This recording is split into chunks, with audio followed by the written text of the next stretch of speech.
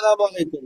আজকের ভিডিওটা হচ্ছে আমাদের পার্সোনাল ফাইন্যান্স নিয়ে, পার্সোনাল যেই ফাইন্যান্সিয়াল ফ্রিডম নিয়ে। এটা ছাড়া একজন ব্যক্তি হিসাবে আমরা যখন কর্মজীবনে প্রবেশ করব, এই কর্মজীবনে প্রবেশ করার সাথে সাথে আমাদের এই নলেজটা কিন্তু দরকার। বাংলাদেশের ম্যাক্সিমাম 100-র মধ্যে 90% ব্যক্তির ক্ষেত্রে এই ফাইন্যান্সিয়াল নলেজটা না থাকার কারণে আমরা যখন কর্মজীবনে যাই, যত টাকা পয়সা আমরা ইনকাম করি আমরা কিন্তু কুলাইতে পারি না। পাশাপাশি 5-6 বছর পরে বিয়ে শাদী করি, বাচ্চা কাচ্চা হয়, 10-15-20 বছর পরে নিজে ক্লান্ত হয়ে যাই, তারপরও টাকা আর কিন্তু আমাদের চাহিদা শেষ হয় না। তো আজকের ভিডিওটা যদিও মোটামুটি ছোট, 5-10 মিনিটের মতো, কিন্তু আপনার জীবনের মোড় ঘুরিয়ে দিতে আশা করি কিছুটা হইলেও কার্যকর ভূমিকা রাখবে। যদি ভিডিওটা ভালো লাগে অবশ্যই শেয়ার করবেন। তো চলুন দেখা যাক যে আমরা কি কি জিনিসগুলা লক্ষ্য রাখবো যখন কর্মজীবনে আমরা প্রবেশ করব। তো দেখেন, কর্মজীবনে যখনই আপনি প্রবেশ করবেন আপনাকে বিশেষ কিছু জিনিস লক্ষ্য রাখতে হবে, যে আপনাকে অবশ্যই ফাইন্যান্সিয়াল ফ্রিডম অর্জন করতে হবে। তার মানে অ্যাক্টিভ যে চাকরিটা আপনি পাইছেন, যে ব্যবসাটা আপনি শুরু করছেন, সেখান থেকে যদি প্রতি মাসে 50,000 টাকা বের করে আপনার খরচাপাতি হয়, তাহলে আপনাকে টার্গেট রাখতে হবে যে আগামী 5 অথবা 10 বছরের মধ্যে আপনি আপনার ইনকামের টাকা থেকে এমন কোনো জায়গায় বিনিয়োগ করবেন যেখান থেকে আপনার অ্যাক্টিভ ইনকামের সমপরিমাণ টাকা চলে আসবে। এক কথায় এটাই হচ্ছে ফাইন্যান্সিয়াল ফ্রিডম। আপনি 50,000 টাকার বেতনে চাকরি পাইছেন, তাহলে আপনার লক্ষ্য রাখতে হবে আগামী 5 অথবা 10, আপনার ফ্যামিলির উপর ভিত্তি করে, যে আগামী 10 বছর পরে আপনি চাকরি না করলেও যাতে 50,000 টাকা মাসে আপনার পাওয়া যায়, এই রকম জায়গায় আপনার ইনকামটাকে ইনভেস্ট করতে হবে। আপনি যদি 1 লক্ষ টাকা বেতন পান, আপনার 1 লক্ষ টাকা খরচ করা যাবে না, আপনি ওটাকে 3 ভাগে ভাগ করে ফেলতে হবে। আপনার 33, 33, 33 করে 99, 1% আমরা বাদ দিলাম, এটা হাতে রাখলেন। 33% নিজের জন্য খরচ করবেন, নিজের চলাফেরা, কাপড় চোপড়, নিজের ব্যক্তিত্ব গঠন, নিজের শারীরিক উন্নতি, মানসিক উন্নতি, বিভিন্ন কোর্স করার জন্য এটাকে আপনাকে খরচ করতে হবে। বাকি 33,000 টাকা আপনার ফ্যামিলির জন্য আপনি চালাবেন। আপনি 1 লক্ষ টাকা বেতন পান, ওই অনুযায়ী আপনার ফ্যামিলিকে আপনি চালানোর চেষ্টা করবেন। বাকি 33,000 টাকা আপনার বিনিয়োগ করা আপনি শুরু করবেন ভালো জায়গায়, যেটা আপনাকে দীর্ঘমেয়াদে বংশ পরস্পরা কি করবে, আপনাকে রিটার্ন দিবে। তো এটার বিনিয়োগের বিভিন্ন জায়গা হইতে পারে, আমরা একটু পরে দেখব কোন কোন জায়গায় বিনিয়োগ করবেন। তাইলে যারা নতুন চাকরি, নতুন ব্যবসা, নতুন প্রবাসে আছেন, এই সূত্র যদি অনুসরণ করেন কোনোদিন নিজে রিগ্রেট করবেন না, খারাপ লাগবে না। নিজেও ভালো থাকলেন, সবাইকে দানও করলেন, অটোমেটিক 5, 10, 20 বছর পরে আর্থিক স্বাধীনতা অটোমেটিক কিন্তু হয়ে গেল। এইগুলোর পিছনে একটা জিনিস আপনাকে মনে রাখতে হবে, দ্রব্যমূল্যের ঊর্ধ্বগতি বা ইনফ্লেশন বলে বিশ্বে একটা শব্দ আছে, এটা এক এক জায়গায় এক এক রকম। বাংলাদেশে বর্তমানে 8.5%। মানে আপনি যদি কিছু না করেন, আপনি 1 লাখ টাকা যদি আপনার ঘরের মধ্যে ডয়ারে রেখে দেন, 1 বছর পরে 8,500 টাকা থাকবে না, মানে ক্রয় মূল্যটা কমে যাবে। মানে আজকে 1 লাখ টাকা দিয়ে যে জিনিসটা কিনতে পারেন, আগামী 1 বছর পর ওই জিনিসটা কিনতে 1,08,500 টাকা লাগবে। তার মানেটা কি, আপনার টাকাটা আপনি ফ্রি ফালায় রাখতে পারবেন না। এই দ্রব্যমূল্যের ঊর্ধ্বগতি বা ইনফ্লেশন জিনিসটা মাথায় রাখতে হবে। আর এইটা কিন্তু আমরা বুঝতাম না। তো আপনি যেহেতু চাকরি জীবনে আসছেন, কর্মজীবনে আসছেন, অবশ্যই অবশ্যই আপনার এটা জানা দরকার। প্রবাসী হন, চাকরিজীবী হন, ব্যবসায়ী হন। দ্বিতীয়ত আরেকটা যুক্ত হবে কারেন্সি ডেপ্রিসিয়েশন। যেমন ধরেন যে সারা বিশ্বর মুদ্রা বলতে ডলারই চলে। তো আজ থেকে 20-30 বছর পূর্বে $1 বিপরীতে 30 টাকা 40 টাকা পাওয়া যায়, তো এখন $1 বিপরীতে 120 টাকা 22 টাকা 25 টাকা পাওয়া যায়। তার মানে কি হয়েছে, ডলারের অপোজিটে টাকার অবমূল্যায়ন ঘটছে। আর এটা অ্যাভারেজে 3%। তাহলে আপনি এখন এই দুইটাকে এখন একসাথে করতে হবে। তাহলে আপনি যদি 1 লক্ষ টাকা বাসায় রেখে দেন, তাহলে 8.5% প্লাস 3%, 11.5% আপনার ক্ষতি হচ্ছে। মানে বছরে আপনার টাকাটা ইন্টারন্যাশনাল মান অনুযায়ী 11.5% করে কমতেছে। তাহলে অবশ্যই অবশ্যই আপনার টাকা কোথাও ফেলে রাখা যাবে না, ক্ষুদ্র ক্ষুদ্র টাকাগুলো বিনিয়োগ করা শুরু করতে হবে। এখন বিনিয়োগ আপনি কোথায় করবেন, তাহলে এই দুটো জিনিস আপনার যাতে সারা জীবন মনে থাকে, যে ইনফ্লেশন এবং কারেন্সি ডেপ্রিসিয়েশন দুটো জিনিস আছে, যেটা আপনার জীবনকে প্রভাবিত করে আপনি জানেন না। এখন বিনিয়োগের ক্ষেত্রে আপনি ইকুইটি ইনভেস্টমেন্ট করতে পারেন, মানে আপনার আশেপাশে কেউ দোকান দিচ্ছে, পার্টনারশিপ নিতে পারেন, অথবা যে কোনো জায়গায় পার্টনারশিপে যাইতে পারেন, অথবা শেয়ার বাজারে যাইতে পারেন। এটা হচ্ছে ইকুইটি ইনভেস্টমেন্টে আপনি যাইতে পারেন। আরেকটা হচ্ছে ডেথ ইনভেস্টমেন্ট, যেমন সঞ্চয়পত্র, বন্ড আছে, প্রবাসী বন্ড আছে, এক্ষেত্রে 12%-এর মতো প্রায় আপনাকে লাভ দেয়। আপনি এগুলাতেও বিনিয়োগ করতে পারেন। এই দুটো জিনিস আমাদের মনে রাখতে হবে, যে ইকুইটি ইনভেস্টমেন্ট এবং ডেট ইনভেস্টমেন্ট, দুই প্রকারের ইনভেস্টমেন্ট ঘটে। এখন ইকুইটির সুবিধাটা কি, আর এই ঋণ ভিত্তিকের সুবিধাটা কি? ঋণ ভিত্তিকে আপনার মূল টাকা ঠিক থাকে, কমে না। কিন্তু সমস্যা যেটা হচ্ছে, এটা মূল টাকাটা বাড়েও না। 12 লাখ টাকা যদি আপনি সঞ্চয়পত্র কিনেন, 12 লাখই থাকবে, 10 বছরের পরে 12 লাখই ফেরত দিবে, লাভ যেটা দিল দিল। তার মানে মূল ক্যাপিটালটা কমেও না বাড়েও না।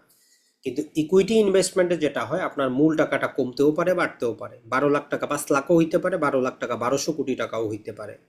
তাইলে যেহেতু আপনি জীবনের প্রথমে আছেন, তাইলে আমরা মনে করি যে আপনার ইকুইটি ইনভেস্টমেন্ট করা দরকার। যদি অতটুকু সাহস না হয়, তাহলে আপনি এই ঋণ ভিত্তিক বিনিয়োগটা করেন, কিন্তু লাভের পরিমাণটা না খরচ করে ওইটা ইকুইটিতে ইনভেস্টমেন্ট করেন, মানে শেয়ার বাজারে করেন। আর জীবনে আপনি যত টাকাই ইনকাম করেন, আসলে ক্যাশ ফ্লো বলে একটা শব্দ আছে, মানে আপনি 1 লাখ টাকা বেতন পান, যদি মাস শেষ হওয়ার আগে আপনার কাছে টাকাই না থাকে, আপনার ক্যাশ ফ্লো ঠিক নাই। তাইলে নগদ টাকা আপনাকে কিছু রাখতে হবে। তো এই জন্য আমরা বলি যে আপনার বেতনের সমপরিমাণ 3 মাসের টাকা আপনি আপনার নগদ টাকায় রাখবেন, সেভিং অ্যাকাউন্টে রাখবেন, বিকাশে রেখে দেন, যখন খুশি তখন আপনি নিতে পারবেন। তাহলে নগদ ক্যাশ ফ্লোটা আপনার বজায় থাকলো, আপনি আর্থিক সংকটে পড়লেন না। এর পাশাপাশি কিছু জরুরি ফান্ড রাখা দরকার, যেমন তৎক্ষণাৎ কোথাও যুদ্ধ বিগ্রহ হইলো, নানা প্রকার কার হইলো, আপনি অ্যাক্সিডেন্ট করলেন, নানা প্রকার সমস্যা হইলো, মোটামুটি আমরা বলি যে কমপক্ষে 6 মাসের সমপরিমাণ অথবা 1 বছরের আপনার যে মাসিক খরচ, তার 6 মাস থেকে 1 বছর যেটা আপনার ভালো হয়, এই টাকাটা আপনি এফডি করেন বা সঞ্চয়পত্র কিনে রাখেন, যেটা 1-2 দিনের নোটিশে আপনি ক্যাশ ইন করতে পারবেন। এখন আসি আমরা, সেটা হচ্ছে যে আমরা যে আপনাকে বিনিয়োগ করতে বললাম, তো আপনি বাস্তব জীবনে আশেপাশে হয়তো দেখবেন আপনার মুরব্বী যারা আছে বলবে যে বাবা টাকা পয়সা কামাইছে, একটা জমি কিনো, একটা ফ্ল্যাট কিনো, গোল্ড কিনো, এফডি করো, এটা প্রথাগত নিয়ম। তো জমি কিনলে যে লস হয় এমন কিন্তু না, জমি আপনি কিনতে পারেন যদি আপনার একসাথে হিউজ টাকা থাকে, তাইলে আপনি জমি কিনেন, ফ্ল্যাট কিনেন, গোল্ড কিনেন, এফডি করেন, কোনো সমস্যা নাই।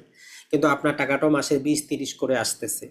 আর জমি কেনার অসুবিধাটা হচ্ছে, আপনার যখন দরকার আংশিক বিক্রি করতে পারবেন না, ক্রয় করার ক্ষেত্রে দালালকে দিতে হবে, সরকারের রেজিস্ট্রেশন দিতে হবে, বিক্রি করার ক্ষেত্রেও দালালকে দিতে হবে, রেজিস্ট্রেশন খরচ দিতে হবে, যখন দরকার পারবেন না, আংশিক পারবেন না, লাভ তো নাই। ফ্ল্যাটের ক্ষেত্রে একই রকম। গোল্ডের ক্ষেত্রে গত 1 বছরে গোল্ডটা আপনাকে জাম্পিং করতেছে, অনেক রিটার্ন দিচ্ছে, কিন্তু গোল্ড বাস্তবে কোনো ক্যাশ ফ্লো দেয় না। গোল্ডটা আপনার ভ্যালুটাকে পিজ আপ করে। আপনি যখন কোটিপতি হবেন, বিলিয়ন বিলিয়ন টাকা থাকবে, তখন আপনি এটা বজায় রাখার জন্য গোল্ড কিনবেন। গোল্ড কোনো ইনভেস্টমেন্ট হইতে পারে না, এটা মনে রাখবেন। আর এফডি যেটা আমরা বললাম, এফডিতে কোনো লাভ নাই। এফডি শুধু আপনি ওই 6 মাসের টাকাটা 1 বছরের যেটা জরুরি ফান্ড, সেটাই করে রাখার চেষ্টা করবেন। তাইলে আমাদের যে পার্সোনাল আপনার প্রতি ইয়াটা থাকবে, আপনি যেহেতু জীবনটা শুরু করেছেন, জীবনটাকে এনজয় করেন, নিজের প্রতি বিনিয়োগ করেন, ফ্যামিলিকে দেন। আর 33% টাকা আপনি শেয়ার বাজার সম্পর্কে একটু জানার চেষ্টা করেন, ভালো করে কিভাবে কাজ করে, যে কোনো কোম্পানি বা 4-5টা কোম্পানির শেয়ার কিনতে থাকেন। আর এই ক্রয়কৃত শেয়ারগুলোর মাধ্যমে ডিভিডেন্ড পাবেন প্রতি বছরে, যেটার মাধ্যমে আপনি ধরেন যে আপনি একদম স্বাভাবিকভাবে কোনো টেনশন ছাড়াই আপনি এমন পরিমাণ বিনিয়োগ করবেন যে এই 2026 সালে এমন পরিমাণ শেয়ার কিনবেন যাতে 2027 সালের অন্তত 1 মাসের বেতন ডিভিডেন্ড থেকে আসে। এখন আপনার যদি 50,000 টাকা হয়, তাহলে আপনি এত পরিমাণ শেয়ার কিনবেন যাতে 2027 সালে অন্তত 1 মাস চলে, 2028-এ যাতে 2 মাস চলে। তাহলে আগামী 12 বছরে আপনি আর্থিক স্বাধীনতা অর্জন করে ফেললেন কোনো ঝামেলা ছাড়াই। আর এইটা আপনার সারা জীবন থাকবে, এইটা আপনার সঙ্গীর মতো কাজ করবে। আপনার যখন ক্ষমতা থাকবে না, প্রবাস থেকে দেশে যাবেন, চাকরি থেকে অবসর নেবেন, ব্যবসা থেকে অবসর নেবেন, এরা আপনার জন্য কাজ করবে, সারা জীবন কাজ করবে, কারো প্রতি লক্ষ্য রাখতে হবে না আপনার। এখন আসি যে শেয়ার বাজার নিম্নমুখী হয়, টাকা কমে যায়, এটার কি করব? তো দেখেন, আপনি কিন্তু শেয়ার কিনতেছেন, তো এই জন্য আপনার যদি দীর্ঘমেয়াদী চিন্তা থাকে, কোম্পানির শেয়ার কিন্তু কমে না দাম কমলেও। তার আমাদের কম্পাউন্ড ইন্টারেস্টের একটা সূত্র হচ্ছে পি, মানে আপনি যে মূলধনটা দিলেন আর আপনি কত পরিমাণ লাভ পাবেন, কত বছর, আপনার বছরে কয়বার আপনার সেটা দ্বিগুণ হবে, আর একটা হচ্ছে সময়। তো মূলত বলতে পারি 3টা জিনিস: আপনার মূলধন বা বিনিয়োগ, কত পার্সেন্ট লাভে বিনিয়োগ করতেছেন, আর কত সময়ের জন্য। তো সময়টা আপনার হাতে, আপনি যত দীর্ঘ সময় করবেন কম্পাউন্ড ইন্টারেস্ট তত আপনি পাবেন, কম্পাউন্ড চক্রবৃদ্ধি হারে তত বাড়বে। লাভের পরিমাণটাও আপনার হাতে নেই, এটাও কোম্পানি ডিসাইড করে। দেশ ভালো হইলে, কোম্পানি ব্যবসা ভালো করলে, শেয়ার বাজার ভালো হইলে লাভের হারটা আপনার হাতে আছে। শুধু ইনভেস্টমেন্ট, আপনি যত বেশি ইনভেস্টমেন্ট করবেন। এখন যে সূত্রটা মনে রাখবেন, যদি দেখেন যে শেয়ার বাজার নিম্নমুখী, মানে শেয়ারের দাম কম, ভালো টোর কোম্পানিগুলোর শেয়ারের দাম কম, তখন আপনি আপনার মূলধন মানে পিটা বাড়িয়ে দিবেন, পিটা আপনি তখন বাড়িয়ে দিবেন। আর যখন শেয়ার বাজার ঊর্ধ্বমুখী, তখন পিটা আপনি কমিয়ে নেবেন, তখন অটোমেটিক আরটা কিন্তু আপনার বাড়তেছে, রিটার্নটা বাড়তেছে, ব্যবসা ভালো হচ্ছে, কোম্পানি ভালো করবে, ডিভিডেন্ড বেশি দিবে। তাই শেয়ার বাজারে লস বলে কিছুই নেই। শেয়ারের দাম কমলে আপনি কি করবেন, শেয়ার সংখ্যা বাড়াবেন। শেয়ারের দাম বাড়তে থাকলে আপনার রিটার্নটা বাড়তে থাকবে। আপনার হাতে আছে দুটো জিনিস, একটা হচ্ছে ইনভেস্টমেন্ট আর একটা হচ্ছে সময়। যত সময় দিতে পারবেন, যত ইনভেস্টমেন্ট করতে পারবেন, রিটার্নটা আপনার হাতে না, এটা মার্কেটের উপর। এই জিনিসটা মাথায় রাখবেন। তাইলে PRNT বুঝতে পারছেন আপনারা? তো আশা করি যে যদি এই চিন্তা ভাবনা করে আপনার জীবনের শুরু থেকে যদি আপনি আগামী 10 বছরের একটা পরিকল্পনা করেন বা 15 বছরের একটা পরিকল্পনা করেন, আপনি যত হতদরিদ্র ফ্যামিলি থেকে আসেন, আপনি আপনার আর্থিক স্বাধীনতা অর্জন করতে পারবেন। আর্থিক স্বাধীনতা কোটি টাকার দরকার হয় না। আপনার মাসের যে খরচ, এটা প্যাসিভ ইনকাম থেকে যদি আসে, তাতে আপনি আর্থিকভাবে স্বাধীন হয়ে গেলেন। শেয়ার বাজার এমন একটা জায়গা, অনেক ক্ষেত্রে দেখা যায় যে আর্থিক স্বাধীনতা অর্জন করতে পেরে আপনি কোটিপতিও হয়ে গেছেন।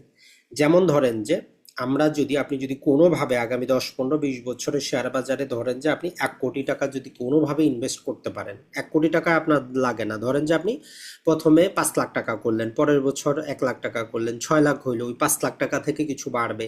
তো এইভাবে করা যায় যে 10 বছরে আপনি মোটামুটি যদি 30, 40 লাখ টাকাও বিনিয়োগ করতে পারেন, 10, 15 বছর পরে তার ভ্যালুই 1 কোটি টাকা হয়ে যায়।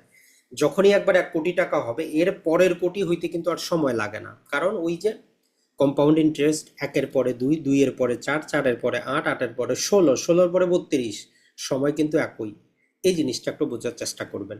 তো যাই হোক, শেয়ার বাজার রিলেটেড আমাদের কোর্স চলতেছে, যারা আরো জানতে চান, বুঝতে চান, আশা করি কোর্সে অংশগ্রহণ করবেন, বুঝতে পারবেন, জীবনটাকে পাল্টাবেন। আসসালামু আলাইকুম, ভালো থাকবেন।